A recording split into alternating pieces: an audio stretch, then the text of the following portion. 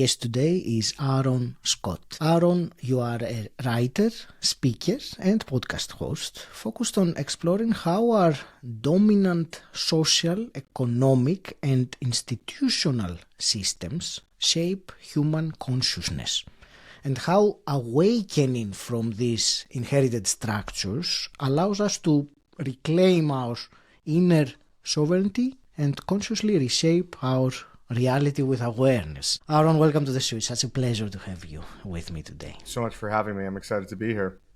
And so am I, and I'm excited to explore with you today how to awaken, if you want, from this societal conditioning, all this that I briefly described in your introduction. Before we go there, what I would like to start with, you have, from what I read, in-depth knowledge of economic systems, healthcare, education, spirituality, religion, metaphysics, and more. I would collectively put them all and say a big rabbit hole there. So in this rabbit hole that you have followed over the years, was there a significant milestone or a moment that what you realized changed everything afterwards for you?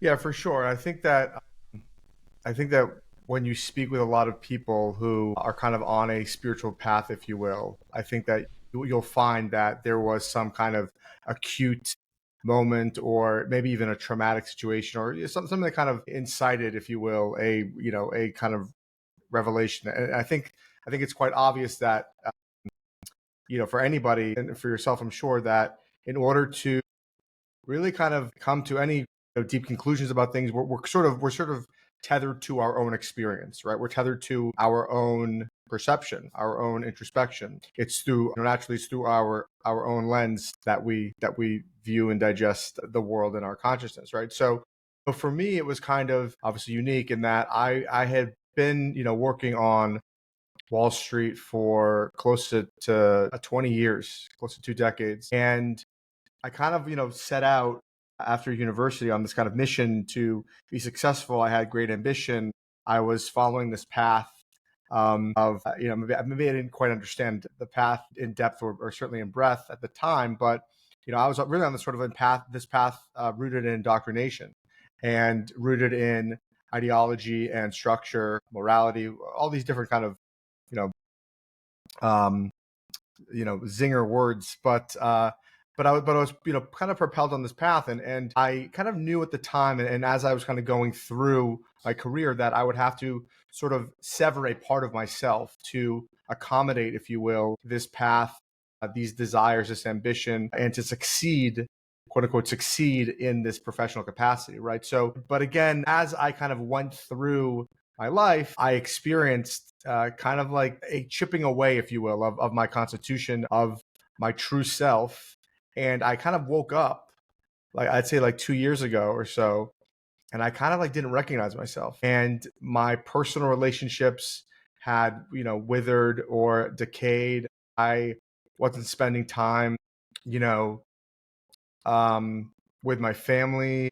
I, kind of like was viewing things from a utility only perspective. I was just kind of, again, I was disoriented. And I kind of said to myself, I kind of like looked at myself and said, listen, you can continue on this path, but in 2 years or 3 years, you're not going to recognize who you are anymore. And you're going to, now you have kind of a choice consciously to decide if you want to continue down this path and go where this naturally will digress to, right? And I said, it's time to change. It's time to kind of stop and understand what the heck happened, right? What, how I got here and grow, because I wasn't growing. Maybe my bank account was growing, but I wasn't growing personally. I wasn't reaching new heights, internally. My relationships weren't evolving to where they should have been evolving to, given kind of like my time with people. There was just stagnation everywhere, and I didn't quite understand it because I was doing everything I was supposed to do, right? So I kind of had this moment, and again, I took a leap into the unknown, and I said, I want to take my accumulation of of years of experience, of knowledge. I was a philosophy and economic theory major, so I was always anchored in kind of a deep desire to understand the intricacies of really the bedrock of society, if you will, right, of academia, what have you. So and I decided to kind of take that leap. So that's this is kind of the Right. amalgamation of this.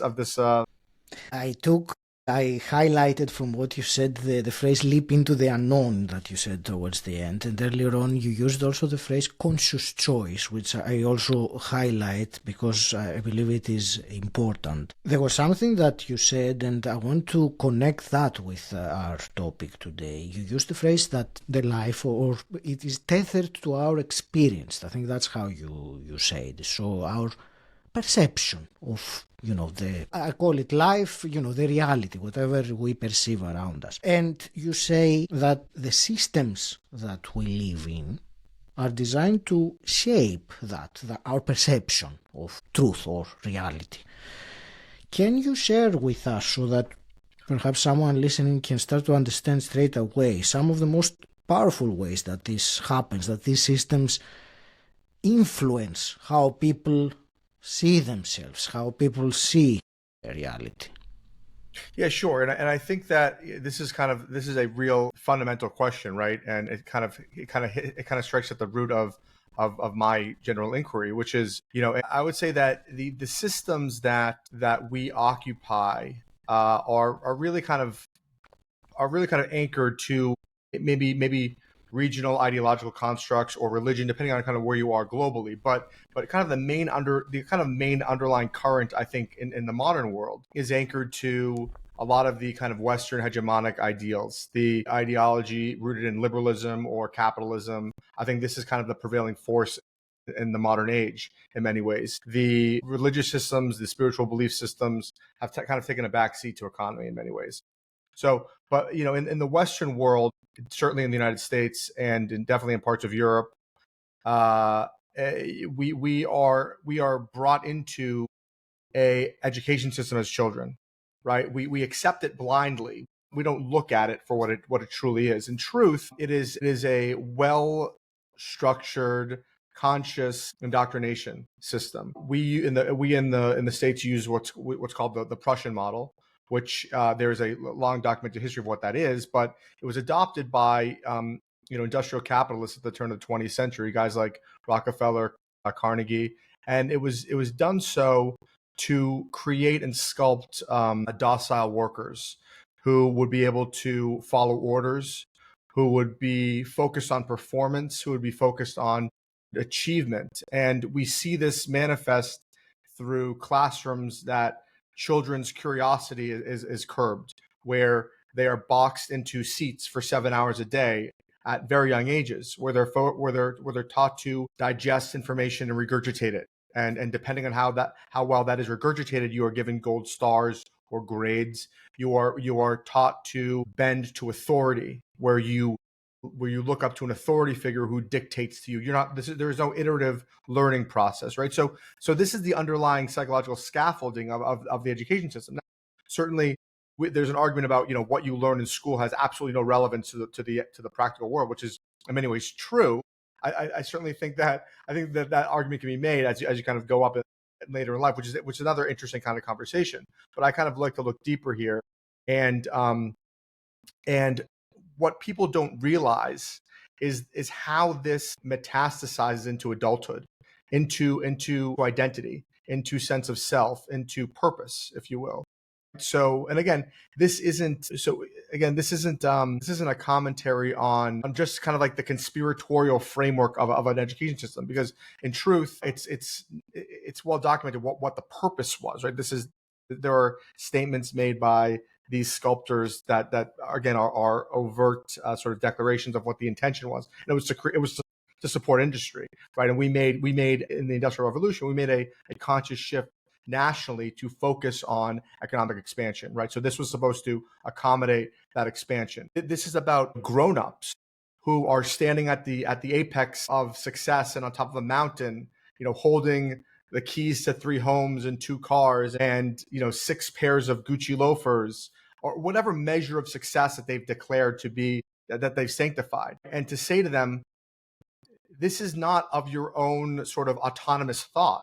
This isn't some revelatory experience that you've harnessed by, through your deep intuition. This is a sculpted framework that you've adopted unconsciously and that you have unwittingly decided to be the path in life, but haven't fully been the one making that decision the whole time.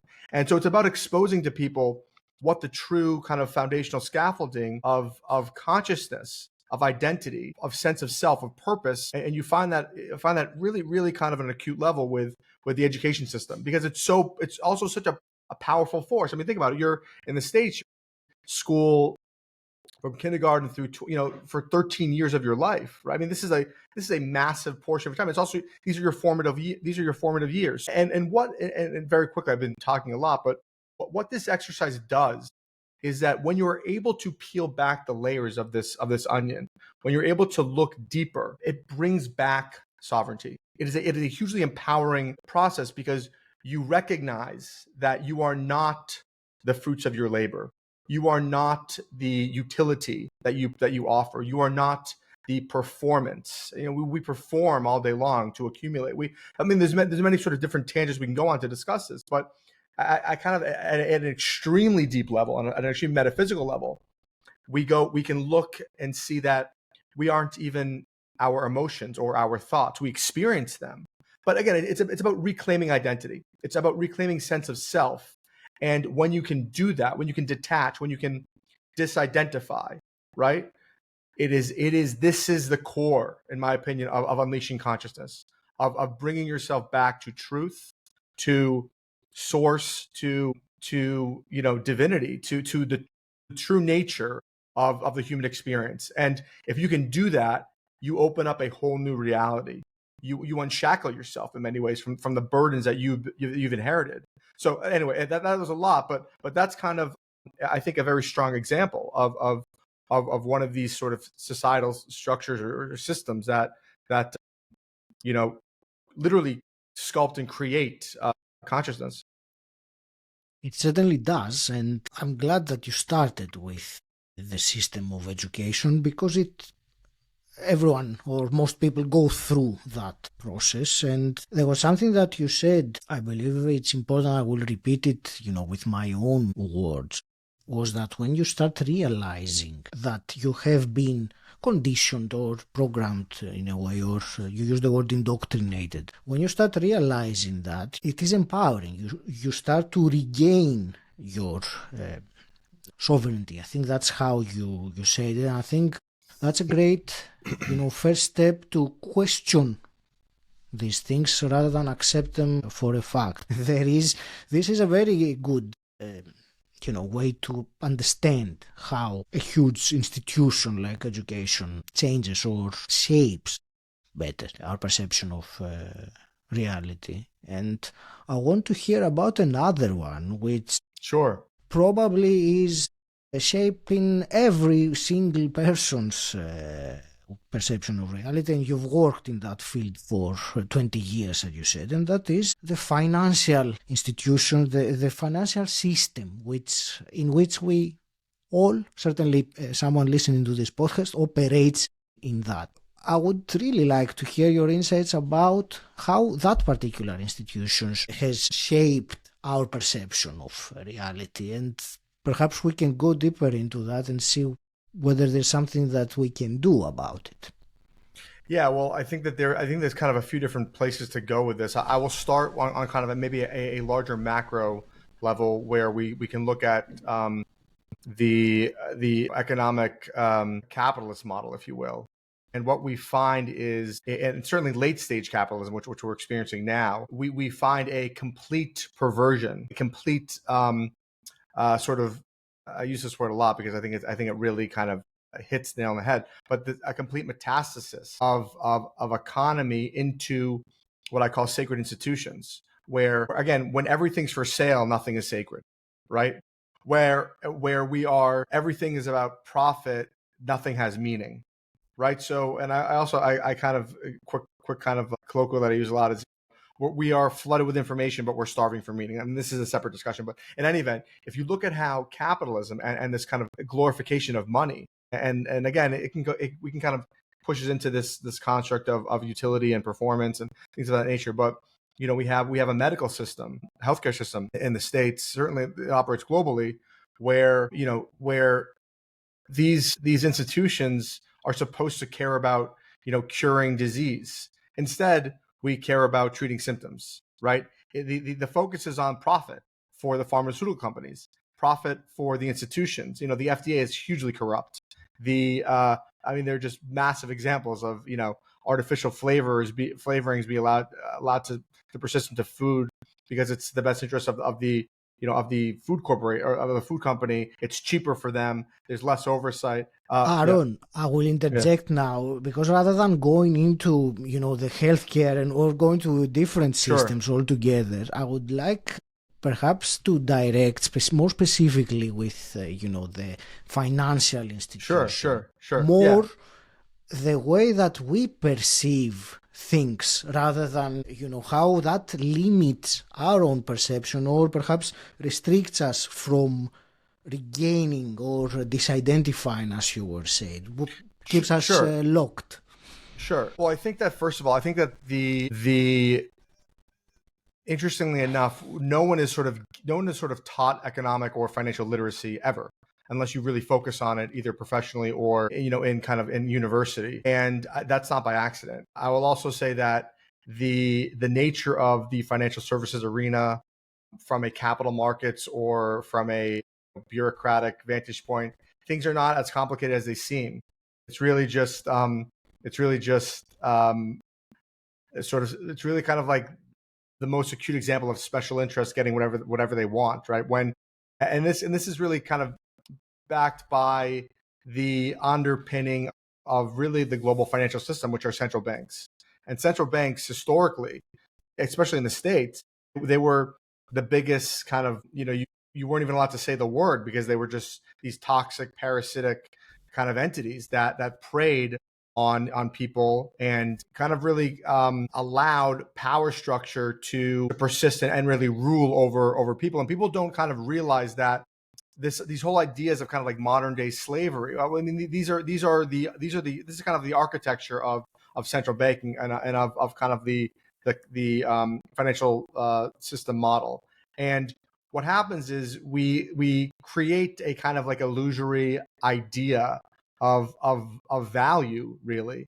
If you look at fiat currency in the States, the US dollar has no value. It's kind of declared on the actual note itself. It says promissory note. It's a debt instrument, right? So and we print money to push, again, policy. We print money to support institutions or corporations or other kind of special interests who have assets, who are dependent upon certain inflationary and deflationary kind of policy decisions. These are not for the benefit of humanity, of human beings at large. We superficially inflate or, again, deflate the currency based on these special interests.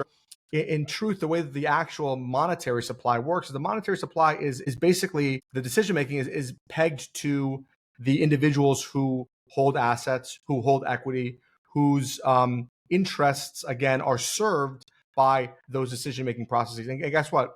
The people who end up holding the bag are those without assets, without equity, who are serving wage labor, who don't have the ability to kind of like ride the coattail of what these policy decisions really dictate, right? So this is the ecosystem we've created. This is the engine of our quote unquote expansion.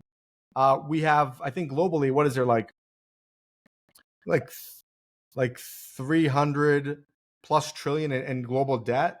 I mean, what does that even mean? There's abundance everywhere. Everything we need is prevalent all over the globe. But so what does this mean? 300 trillion debt. Who do we owe it to, and why do we owe it? And what are the repercussions of not paying this back? I mean, it's, again, so we've created these sort of, like, I call them synthetic constructs that we hold to be that we hold to be sort of divine and that we sanctify. And I talk about this in my book.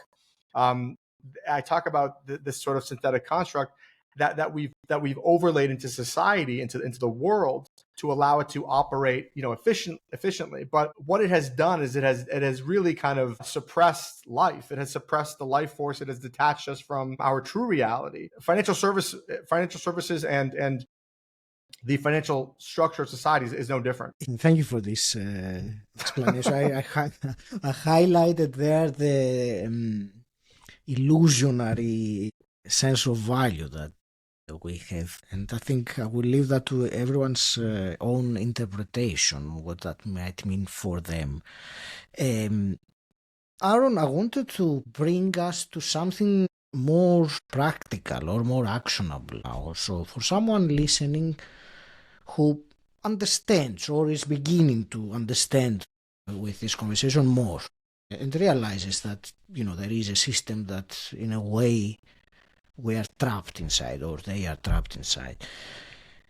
But on the other hand, how does one start? So my question to you is, what is one or two, perhaps, small but meaningful actions that they can take to begin reclaiming that inner freedom that we talked about, sovereignty in the beginning and all this? So Yeah. I would like to hear some of your wisdom on that. Sure. I think I didn't kind of get into this last. I was trying to really focus on the financial scaffolding. The real kind of one of the biggest engines that's used in structuring economy and keeping things on course is this idea of manufactured scarcity, where there is, again, we talked about this briefly. There's really abundance everywhere. There's no real scarcity, but in order for power structure to maintain itself, we must manufacture scarcity. We must create a false sense of scarcity. Through that, we create value. Right. This is where the value really comes from.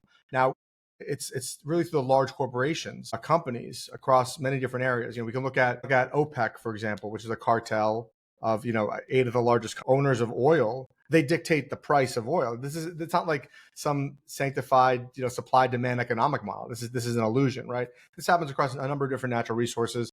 But again, more practically, we can look at companies that not only manufacture scarcity, but that dictate the pricing of things, and that force us to accommodate their model of value. We can look at large publicly traded companies that don't have the best interests of humanity in mind, that are looking to increase shareholder value. Again, the whole shareholder maximization model is one of the biggest cancers to the world, because in that model, and literally the model is whatever's best for the shareholder.